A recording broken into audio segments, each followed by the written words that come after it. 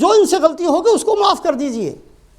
حضرت حاتب ابن ابی بلتع رضی اللہ تعالیٰ عنہ رسول پاک علیہ الصلاۃ والسلام کے راز، جو آپ کے راز تھے وہ لکھے، اور لکھ کر ایک سارہ نام کی عورت تھی جس کا نام گانے گانا تھا اس زمانے کے اندر، زمانہ جاہلیت کے اندر گانے گاتی تھی اور لوگ اس کو پیسے دیا کرتے تھے۔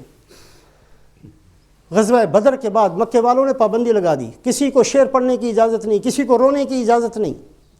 اب یہ بیچاری تنگ آ گئی، فقر و فاقہ کے اندر مبتلا ہو گئی، مدینے آئی، یا رسول اللہ صلی اللہ علیہ وسلم آپ نے گانے گونے سے منع کر دیا، میرا جو روزگار تھا وہ ختم ہو گیا، فقر و فاقہ سے تنگ ہو کر میں آپ کے پاس آئی ہوں۔ آپ نے فرمایا کہ اس پر صدقہ کرو، اس کو دو، حالانکہ مسلمان نہیں تھی۔ صحابہ نے اپنی ہمت کے مطابق اس کو مال دیا، وہ مال بھی اس نے لیا۔ حضرت حاتب ابن ابی بلتع رضی اللہ تعالیٰ عنہ نے خط راز لکھ کر خط کے اندر دے کر اس کو کہا کہ مکے والوں کو دے دینا۔ اب بظاہر بہت بڑی غلطی ہے، اللہ کے نبی صلی اللہ علیہ وسلم کے راز جو بڑے، جن کی حفاظت بہت ضروری تھی، وہ اپنوں کو نہیں دشمنوں کو پہنچا رہے ہیں۔ حضرت عمر رضی اللہ تعالیٰ عنہ کو پتہ چلا، فرمایا اس منافق کی میں گردن اتارتا ہوں۔ لیکن آپ صلی اللہ علیہ وسلم نے کیا فرمایا؟ اے عمر، بدری ہے، بدری، بدر میں شریک ہونے والا صحابی ہے، جو بدری صحابی ہیں ان کی ساری غلطیاں معاف ہیں، یہ جنتی ہے۔ غلطی ہے لیکن غلطی اس نیت سے نہیں ہے کہ مخالفت اور عداوت اور دشمنی کی بنیاد پر غلطی نہیں ہے، صحابہ سے غلطیاں ہوئی ہیں، لیکن وہ اس لیے نہیں تھی کہ ہم نے کرنا ہے، ہم نے غلطی کرنی ہے، ضد کی بنیاد پر نہیں تھی، ہٹ دھرمی کی بنیاد پر نہیں تھی، عداوت کی بنیاد پر نہیں تھی، مخالفت کی بنیاد پر نہیں تھی، بغاوت کی بنیاد پر نہیں تھی۔ جو غلطیاں بغاوت کی بنیاد پر ہوتی ہیں، میں نے نہیں چھوڑنا، میں نے کرنا ہے، کبھی ندامت نہیں ہوتی، گناہ بندہ کرتا ہے کبھی آنسو نہیں نکلتا، یہ بغاوت ہے۔ اس کو بتا دیا جائے کہ یہ تیرا گناہ ہے، پھر بھی کہتا نہیں کوئی بات نہیں، میں نے کرنا ہے۔ اس کو احساس نہیں ہوتا، اللہ کی نافرمانی کرتا چلا جاتا ہے، لیکن اس کے دل میں یہ نہیں آتا کہ میں گناہ گار ہوں، یہ بغاوت ہے۔ یہ جو بغاوت والا درجہ ہے، یہ درجہ اللہ کو بہت ناگوار ہے۔ اس کی وجہ سے بعض دفعہ اللہ پاک اس بندے کو اپنے دربار سے دھکا دے دیا کرتے ہیں، صرف غلطیوں کی وجہ سے کسی بندے کو محروم نہیں کیا جاتا۔ اس بات کی کوشش کریں، ہم گناہ گار سب ہیں، لیکن کبھی بھی اپنے آپ کو عداوت اور بغاوت کے درجے پر نہ پہنچائیں۔ رسول پاک علیہ الصلاۃ والسلام ایک سفر میں تشریف لے گئے، ابن ماجہ کے اندر یہ قصہ موجود ہے۔ ایک عورت کو دیکھا، تندور کے اندر آگ جل رہی ہے اور وہ عورت روٹیاں پکا رہی ہے، چھوٹا سا معصوم سا بچہ گود میں اٹھایا ہوا ہے۔ جب اس آگ کے اندر سے شعلے اوپر کو آتے ہیں تو یہ اپنا وہ حصہ جہاں بچہ نہیں ہے اس کو آگے کرتی ہے، بچے والے حصے کو دور رکھتی ہے۔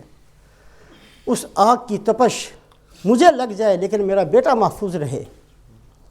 آپ صلی اللہ علیہ وسلم اس منظر کو دیکھ رہے ہیں، اس نے بھی دیکھا، کہنے لگی یا رسول اللہ صلی اللہ علیہ وسلم، کیا یہ بات نہیں ہے کہ اللہ پاک اپنے بندوں پر ماں سے زیادہ مہربان ہیں؟ یہ بات نہیں ہے؟ فرمایا بالکل ہے، اللہ اپنے بندوں پر ماں سے زیادہ مہربان ہیں۔ کہا یا رسول اللہ صلی اللہ علیہ وسلم، پھر آپ دیکھ رہے ہیں میں خود گرمی برداشت کر رہی ہوں، آگ کی لپٹ آتی ہے، شعلہ آتا ہے، میں خود اس کی طرف ہو جاتی ہوں تاکہ میرے بچے کو وہ نہ لگے۔ اگر اللہ پاک ماں سے زیادہ مہربان ہے بندوں پر تو پھر اللہ کیسے اٹھا کر جہنم میں پھینک دیں گے؟ کیوں پھینک دیں گے؟ رسول پاک علیہ الصلاۃ والسلام کی مبارک آنکھوں سے آنسو جاری ہوئے۔ کیا فرمایا؟ ان اللہ لا يعذب الا المارد المتمرد، اللہ پاک اسی کو عذاب دیں گے جو سرکشی پر اتر جائے۔ یہ شیطان کا شیوا ہے، اس خبیث کو پتہ ہے کہ میں نے نافرمانی کی ہے، لیکن پھر بھی وہ اپنی غلطی پر جمع ہوا ہے آج تک، کبھی بھی اس نے نہیں چھوڑنا۔ حضرت موسیٰ علیہ السلام تشریف لے جا رہے تھے، ابلیس ملا راستے کے اندر، اللہ سے میری بھی سفارش کر دینا، مجھے شیطان بنا دیا، چھوڑیں اب، کر لیں صلح میرے ساتھ۔ بڑے خوش ہوئے موسیٰ علیہ السلام، اللہ سے جا کر کہا جی وہ ابلیس ملا تھا راستے میں، وہ صلح کرنے کے لیے تیار ہے۔ اللہ نے فرمایا ٹھیک ہے، آدم علیہ السلام تو اب قبر میں جا چکے ہیں، آدم علیہ السلام کو سجدے کا حکم تھا، نہیں دیا، میں نے مردود کر دیا، جا کر ان کی قبر کو سجدہ کر لے، میں دوبارہ اس درجے پر پہنچا دوں گا۔ موسیٰ علیہ السلام خوشی خوشی واپس آئے،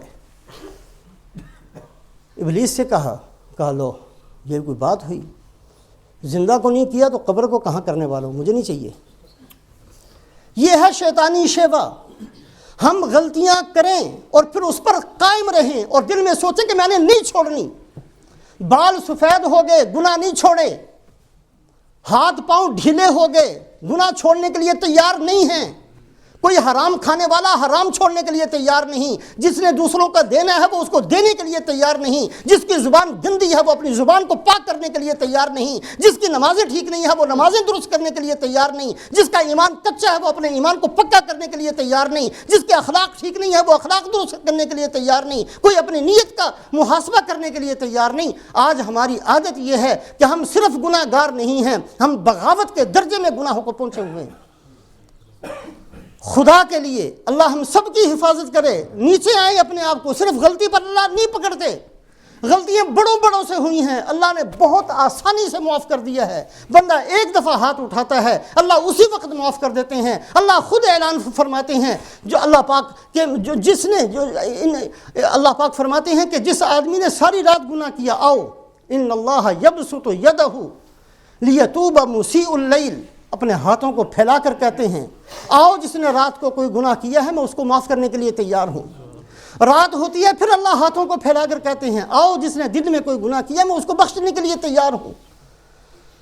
لیکن جو آدمی سرکشی پر آ جائے، کبھی بھی اس کے اندر ندامت پیدا نہ ہو، ڈھیٹ اور ہٹ دھرمی پر آ جائے، وہ ہر غلطی کو ٹھیک کرنے کی کوشش ہی کرتا رہے، یہ بغاوت کا درجہ ہے۔ اگر ہم یہ چاہتے ہیں کہ اللہ پاک ہمیں مفتاح للخیر بنا دے، خیر کی چابی بنا دے، فتنوں کا حصہ نہ بنے، فتنوں سے بچ کر رہیں، ایمان کی سلامتی کی دعائیں کریں اور بغاوت کے درجے میں گناہوں تک نہ پہنچیں۔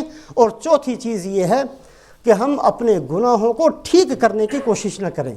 گناہ ہی ہے، گناہ کبھی نیکی نہیں بنتا، حرام ہی ہے، کبھی حلال نہیں ہوگا۔ اللہ کی نافرمانی ہی ہے، آج سے 20,000 سال پہلے بھی نافرمانی تھی، آج بھی نافرمانی ہے۔ وَلَن تَجِدَ لِسُنَّتِ اللَّهِ تَبْدِيلًا وَلَن تَجِدَ لِسُنَّتِ اللَّهِ تَحْوِيلًا۔ اللہ قید قانون نہیں بدلا کرتے۔ جو چیزیں اللہ کو ناگوار پہلے تھیں آج بھی وہ چیزیں ناگوار ہیں، جن چیزوں پر اللہ پہلے ناراض ہوتے تھے آج بھی ان چیزوں سے ناراض ہوتے ہیں، جن چیزوں پر راضی ہوتے تھے آج بھی ان چیزوں سے راضی ہوتے ہیں۔ یہ نہیں ہے کہ حالات بدل گئے، پہلے ہمارے نزدیک یہ قانون تھا، قانون بدل دیتے ہیں، اللہ نہیں کرتے ایسا۔ کبھی بھی اپنے گناہ کو، اپنی غلطی کو، اپنی نافرمانی کو صحیح اور درست ثابت کرنے کی کوشش نہ کریں۔ وَكَذَلِكَ زَيَّنَ لِكَثِيرٍ مِّنَ الْمُشْرِكِينَ قَتْلَ أَوْلَادِهِمْ، مشرکین مکہ اپنی اولاد کو قتل کرتے تھے، کہتے ہم ٹھیک کر رہے ہیں۔ وَكَذَلِكَ زُيِّنَ لِفِرْعَوْنَ سُوءُ عَمَلِهِ وَصُدَّ عَنِ السَّبِيلِ، فرعون کتنا بڑا خبیث آدمی ہے، لیکن کہتا تھا میں ٹھیک ہوں، میں ٹھیک کرتا ہوں۔ موسیٰ علیہ السلام کی نافرمانی کرتا ہے، موسیٰ علیہ السلام کا مقابلہ کرتا ہے، جادوگروں کو بلاتا ہے، بنی اسرائیل کے بچوں کو، بے گناہوں کو قتل کرتا ہے، لیکن کہتا ہے میں ٹھیک۔